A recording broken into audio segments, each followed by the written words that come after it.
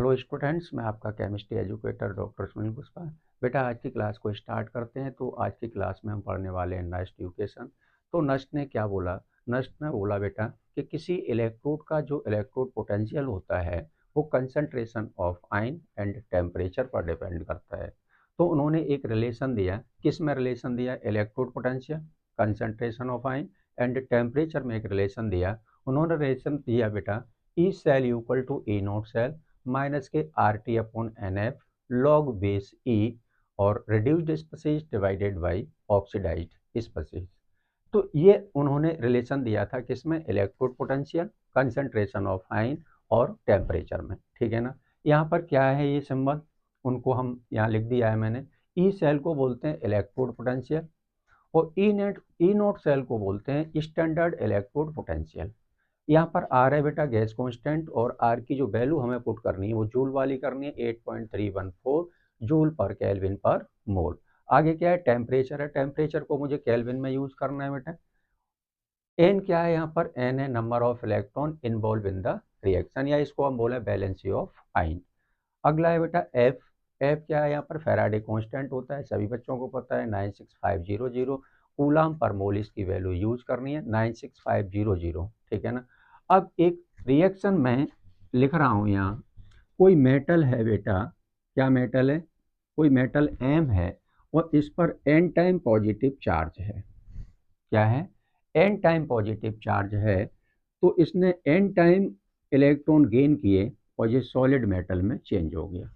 Solid metal में change हो गया इलेक्ट्रॉन गेन करने के बाद। तो क्या हो रहा है इस रिएक्शन में? आपको पता होना चाहिए कि रिडक्शन हो रहा है, क्योंकि इलेक्ट्रॉन को गेन कर रहा है। तो इसको बोलते हैं बेटा, इस वाली स्पीसीज को बोलेंगे ऑक्सीडाइज्ड स्पीसीज। Oxidised species. और इसको बोलेंगे बेटा रिड्यूस्ड स्पीसीज।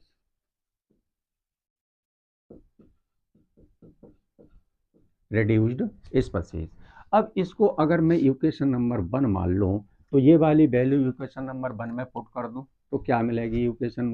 मुझे मिलेगा बेटा E cell equal to E naught cell minus K R T upon N F log base E और reduced species concentration active mass M upon, concentration को हमेशा एक्टिव मास में शो करते हैं, ध्यान रखना आप, डिवाइडेड बाई ऑक्सीडाइज स्पीसीज क्या है बेटा? एम की पावर एन पॉजिटिव चार्ज है। एम की पावर एन पॉजिटिव चार्ज है। बात क्लियर है यहाँ तक? अब लॉग मैं क्या करने जा रहा हूँ यहाँ पर, किसी भी सॉलिड मेटल का जो एक्टिव मास होता है वो हमेशा 1 होता है। बात क्लियर है? किसी भी सॉलिड मेटल का जो एक्टिव मास होता है वो क्या होता है? 1 होता है। तो इसकी जगह पर अगर मैं 1 पुट कर दूं तो क्या मिलेगा? कैसा दिखेगा ये आपको? अब दिखेगा बेटा E cell equal to E naught cell minus K R T upon N F log base E और 1 डिवाइडेड बाई एम की power N time positive charge. Clear है? बोलो। अब मैं क्या करने जा रहा हूँ, इस लॉग ई बेस को लॉग 10 बेस में चेंज करूंगा मैं। जब लॉग ई बेस को 10 बेस में चेंज करते हैं 2.303 का मुझे मल्टीप्लाई करना पड़ेगा। तो चलो मल्टीप्लाई कर देते हैं। तो ई सेल इक्वल टू बेटा E cell equal to E naught cell minus के 2.303 और आर की वैल्यू भी मैं यहाँ पर पुट कर दे रहा हूँ। आर की वैल्यू भी पुट कर दे रहा हूँ मैं। कितनी लगानी है आर की वैल्यू? 8.314। टी लगाना है मुझे 298 केल्विन, क्योंकि स्टैंडर्ड कंडीशन का मतलब होता है कि 25 डिग्री सेल्सियस टेम्परेचर की बात कर रहे हैं या 298 केल्विन की बात कर रहे हैं। और कंसंट्रेशन है वहाँ पर 1 मोलर और प्रेशर है वहाँ पर 1 atm। ठीक है ना, स्टैंडर्ड कंडीशन। डिवाइडेड बाई बेटा एन और एफ की वैल्यू कितनी मैंने बताई थी? 96500। तो यहाँ लिख देता हूँ 96500 और लॉग ई बेस को लॉग 10 बेस में मैंने कन्वर्ट किया है। तो यहाँ 2.303 का मल्टीप्लाई किया है। तो लॉग ई बेस ना लिख के अब यहाँ पर लिखना है मुझे लॉग 10 बेस। बात क्लियर है? यहाँ पर क्या चल रहा है बेटा? यहाँ पर है 1 अपॉन एम की पावर एन पॉजिटिव। अब इसको अगर ऊपर, अब इसको पहले कैलकुलेट कर लेते हैं, फिर उसके बाद इसको ऊपर ट्रांसफर करेंगे, तो मैं बताऊंगा कि ये साइन चेंज हो जाएगा। कैसे चेंज होगा अभी बताते हैं। तो पहले इसको कैलकुलेट कर लें। बेटा इतनी वैल्यू को अगर हम सॉल्व करते हैं, इतनी वैल्यू को जो मैंने सर्किल में बंद किया हुआ है, इस वैल्यू को अगर हम सॉल्व करते हैं तो यहाँ पर ये वैल्यू निकल के आती है E cell equal to E naught cell minus के 0.0591 divided by n log base 10 और 1 अपॉन एम की power N time positive charge. तो ये मुझे इक्वेशन मिल चुकी है बेटा। अब मैं क्या करने वाला हूँ कि m की पावर n पॉजिटिव चार्ज को मैं ऊपर ले जाऊंगा, तो ये वाला साइन है वो माइनस की जगह प्लस हो जाएगा। बात क्लियर है? तो और क्या लिख सकते हैं इसको? हम लिख सकते हैं E cell equal to E naught cell और plus 0.0591 divided by n log base 10 और m की power n time positive charge. तो फाइनल मुझे 1 इलेक्ट्रोड के लिए ये इक्वेशन मिल चुकी है। किसके लिए? 1 इलेक्ट्रोड के लिए। ठीक है ना? अब 2 इलेक्ट्रोड के लिए भी बता देता हूँ, इसको आप पहले नोट कर लो, फिर आगे बढ़ते हैं।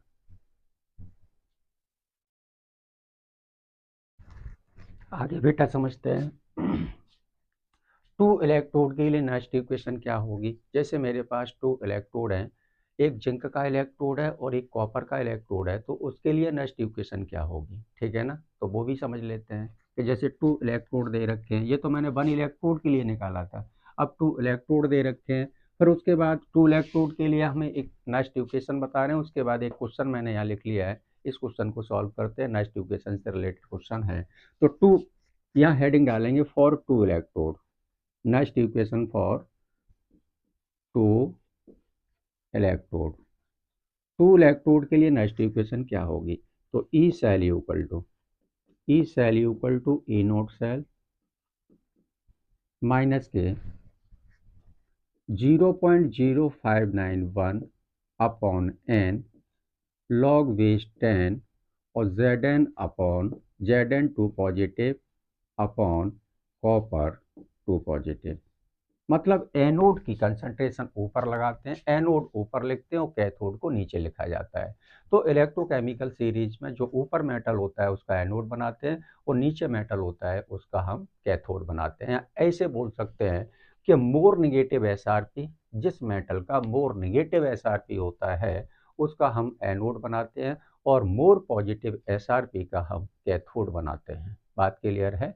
तो यहाँ पर Zn2 पॉजिटिव मैंने ऊपर रखा है क्योंकि एनोड का काम करेगा, और Cu2 पॉजिटिव है वो मैंने नीचे रखा है क्योंकि ये कैथोड का काम करेगा। ठीक है ना?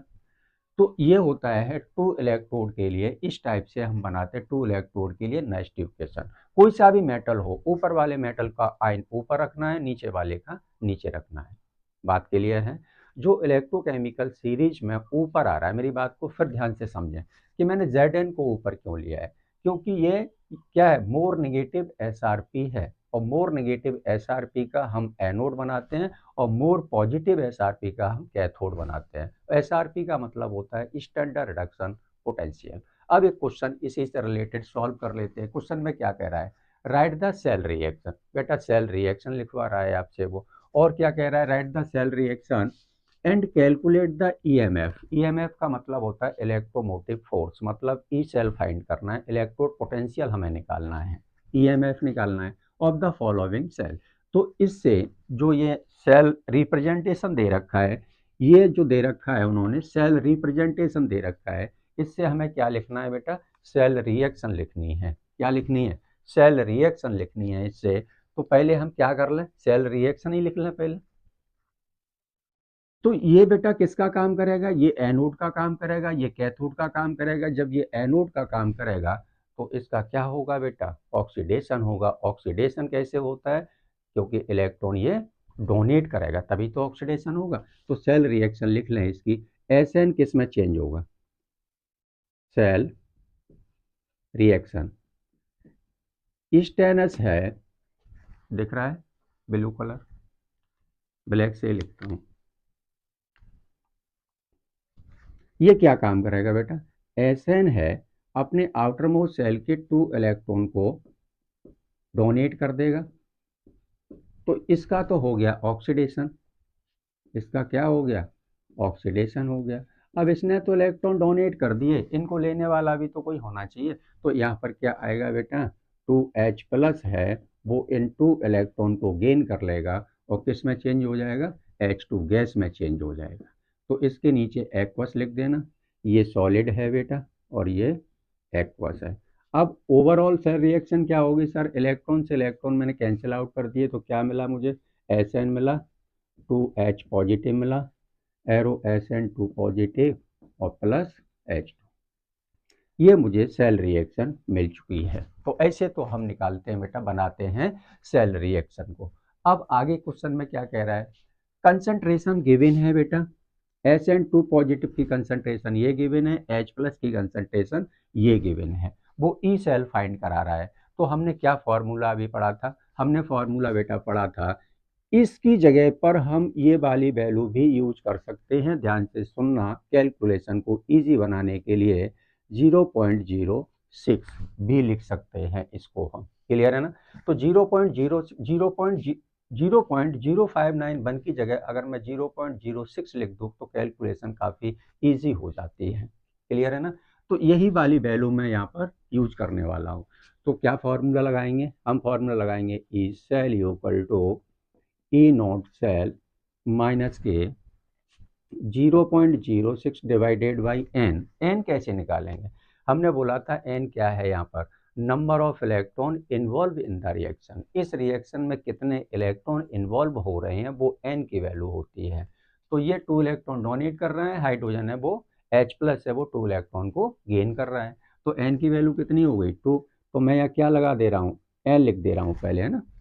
फिर क्या होता है बेटा, लॉग बेस 10 और Sn2 positive divided by H1 positive, और इसका करना है मुझे स्क्वायर, क्योंकि 2 टाइम H प्लस है, कॉफिशिएंट 2 लगा हुआ है तो इसका स्क्वायर करना पड़ेगा।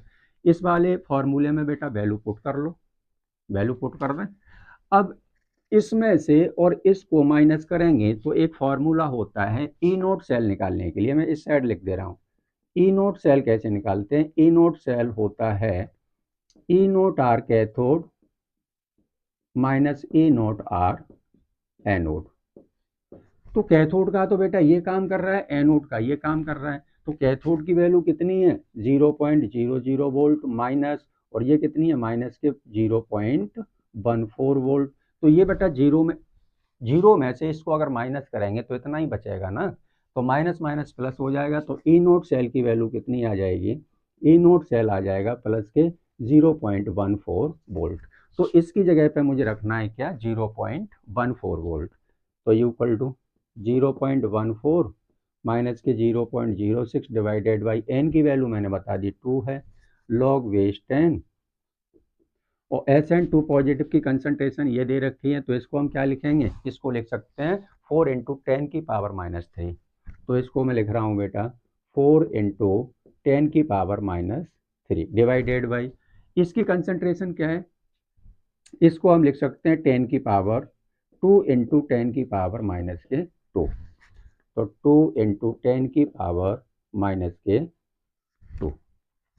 बात क्लियर है, बोलो। और इसका मुझे करना है प्यारे स्क्वायर, इसका स्क्वायर भी तो करना है, बोलो, स्क्वायर करना है। तो यहाँ पर पावर कितनी हो जाएंगी 4 हो जाएंगे, यहाँ पर कितने हो जाएंगे 4 हो जाएंगे, तो इससे तो 4 से तो 4 मैंने कैंसिल आउट कर दिया। अब इसको अपर में ले जाऊंगा तो 10 की पावर प्लस के 1 बचेगा, तो 10 की पावर प्लस के 1 को log 10 लिख सकता हूँ, log 10 की वैल्यू जो होती है वो 1 होती है। बात क्लियर है, तो इसको कैंसिल आउट कर दो बेटा, जो हो गया 0.03, तो इक्वल टू 0.14 माइनस के 0.03 लॉग बेस 10 और 10, लॉग 10 की जो वैल्यू होती है वो 1 होती है, क्योंकि इसको अगर मैं 4 को ऊपर ले जाऊंगा तो ये नीचे माइनस का है, ऊपर जाएगा तो प्लस का हो जाएगा, तो प्लस की 4 पावर और माइनस की है 3 पावर, तो प्लस की 4 में से माइनस के 3 को माइनस कर देंगे तो क्या होगा 10 की पावर प्लस की 1 पावर बचेगी, 10 की पावर प्लस के 1 को हम लोग 10 लिखेंगे तो क्या हो जाएगा बेटा, इसको इसमें से माइनस कर दो, आंसर आ गया। तो ये आंसर आ जाएगा बेटा 0.11 वोल्ट। क्लियर है, ये फाइनल आंसर आ गया। इसको आप नोट कर लो फटाफट से।